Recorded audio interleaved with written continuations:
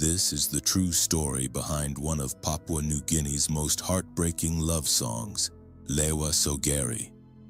It wasn't just a melody, it was a memory, wrapped in pain, in silence, and in a kind of love that was never meant to be forgotten.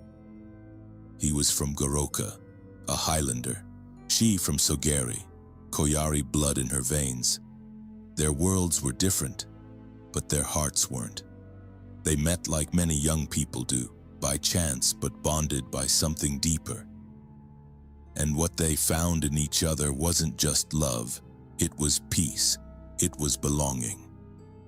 She loved him with everything, and he was sure she was the one he'd build a life with, the one he'd grow old beside. So when she said, "Come home, meet my parents," he smiled.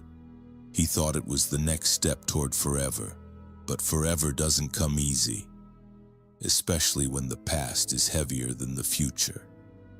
At her family's home in Sogeri, the boy was met with silence, then cold stares, then words sharper than any knife.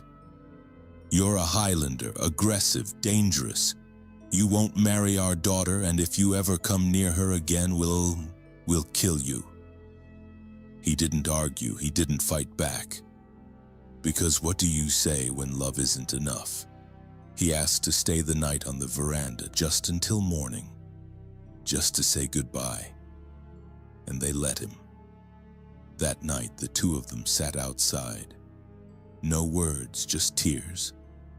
The kind of silence that only comes when hearts are breaking in sync. She begged him, "Take me with you, we can run, we can fight, we can face anything." But his voice was weak. "If they hurt you, because of me, I wouldn't survive it." The next morning he stood at the bus stop, his bag in hand, his heart in pieces. And there she was again, chasing him, crying, pleading, "Please, don't go. I can't do this without you."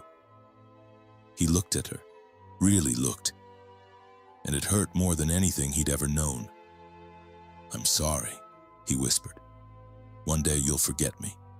You'll find love again." She didn't believe it, she couldn't. "If I can't be with you, I'd rather die."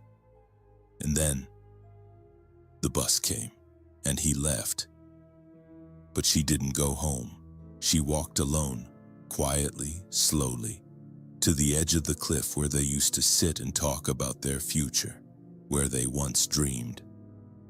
The mist wrapped around her like a final goodbye, and without a scream, without a note, she let herself fall. The parents thought she'd run away. They went looking for her in the city, knocked on the boy's door in Port Moresby. But he told them the truth. "I left her at the bus stop." And together they went back to Sogeri, back to where it all ended. When the boy stepped off the PMV, something shifted in the air. It was colder. Still, the birds weren't singing. The world was quiet. And then he heard it, her voice, software distant. "Lewa, you came back for me." He followed the feeling, his heart racing, and then the smell, sharp, real. He walked to the edge, and below, hidden by jungle and fog, was her body. Still, silent, decayed. But in his mind, she was still speaking. Not through words, but through every beat of his broken heart. Days passed, weeks even, but she never left him. Her voice, her smile, her final tears. He had no words left, so he wrote a song for her, about her. Lewa Sogeri, not for radio, not for fame, for her spirit, for their love, for the goodbye that never had a chance to say what it truly meant.